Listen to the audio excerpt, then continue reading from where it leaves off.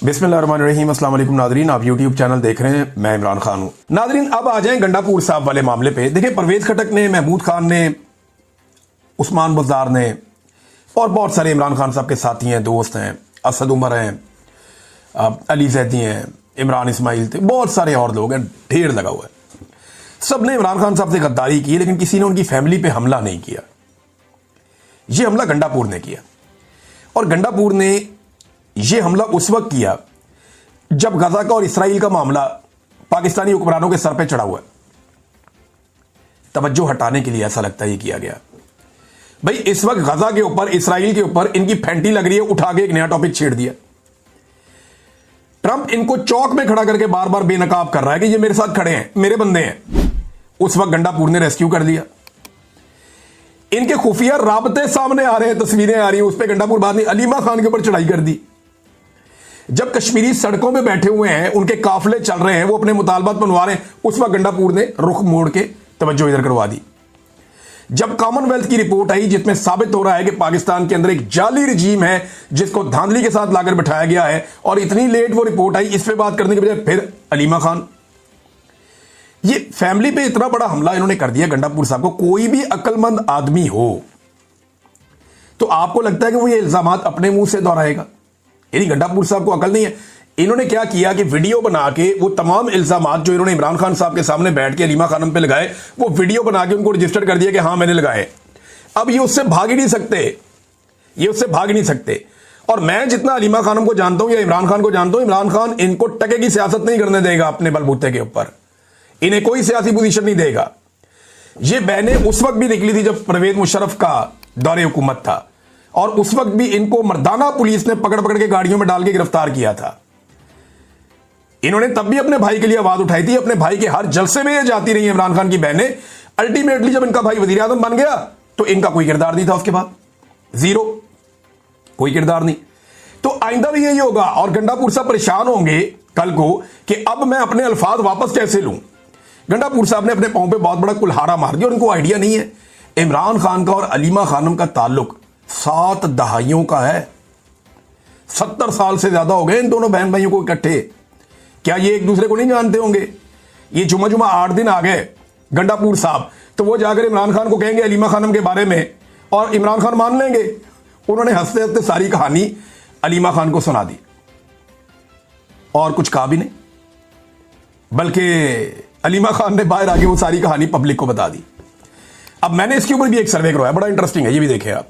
मैंने अवाम से पूछा, मैंने कहा पता तो करें कि आपके ख्याल में सच्चा कौन है, अलीमा खानम या गंडापुर?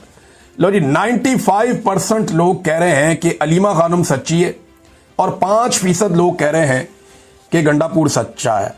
ये बड़ा, इससे ज्यादा क्लियर मेरे पास कभी कोई सर्वे नहीं आया। गंडापुर साहब की जो अवाम के अंदर सच्चाई की एक वो रह गई है ना, कि 5% लोगों को लगता है कि गंडापुर सच्चा। 95% लोग गंडापुर को झूठा समझते हैं। ये गंडापुर साहब ने वाकई अपने पांव पे कुल्हाड़ा मारा। नादरीन, शहबाज शरीफ साहब ने एक वारदात की और वारदात पकड़ी गई। ये बड़ी इंटरेस्टिंग वारदात है।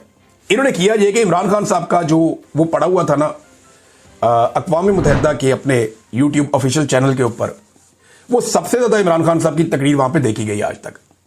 को 7.5 मिलियन के करीब है शायद। इतना ज्यादा लोगों ने इमरान खान साहब को वहां पे सुना।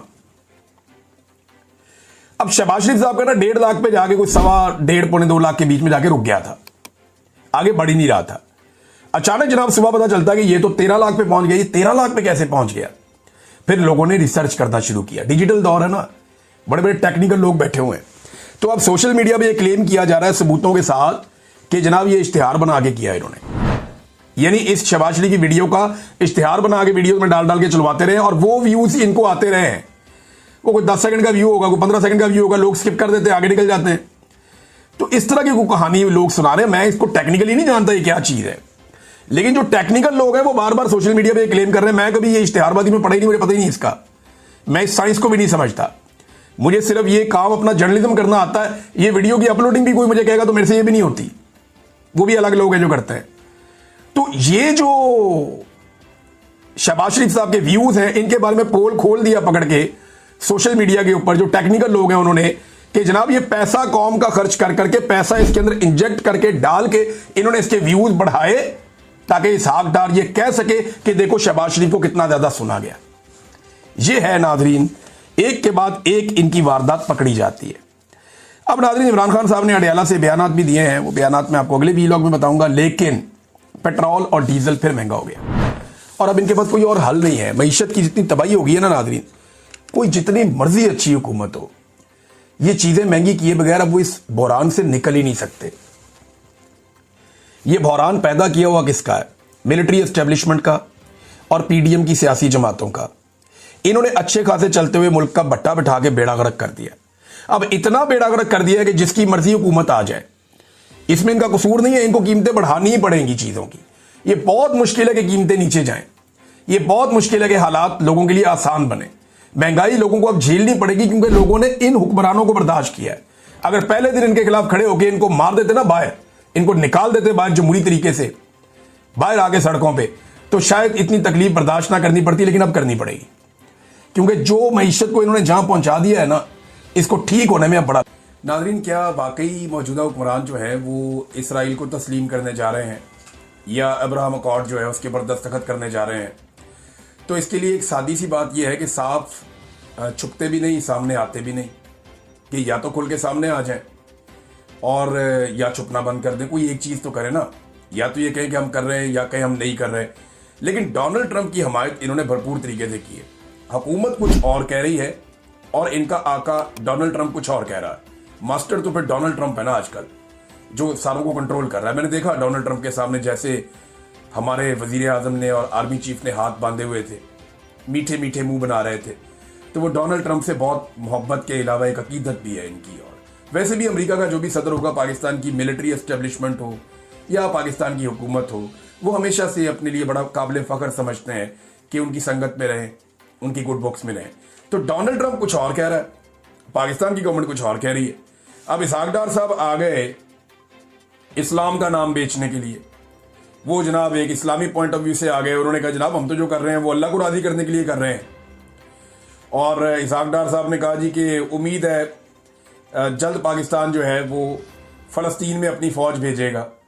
भाई फ़ौज वहाँ कोई लड़ाई लगी हुई है? या तो आपने देखा ना फ़ौज कैसे जाती है, इसको ज़रा सिंप्लीफाई करें। इसहाक डार कह रहा है कि पाकिस्तान अपनी फ़ौज भेज रहा है कहाँ पे? फ़लस्तीन में। क्या हम इसराइल से जंग करने जा रहे हैं? नहीं। तो फिर किससे लड़ना है?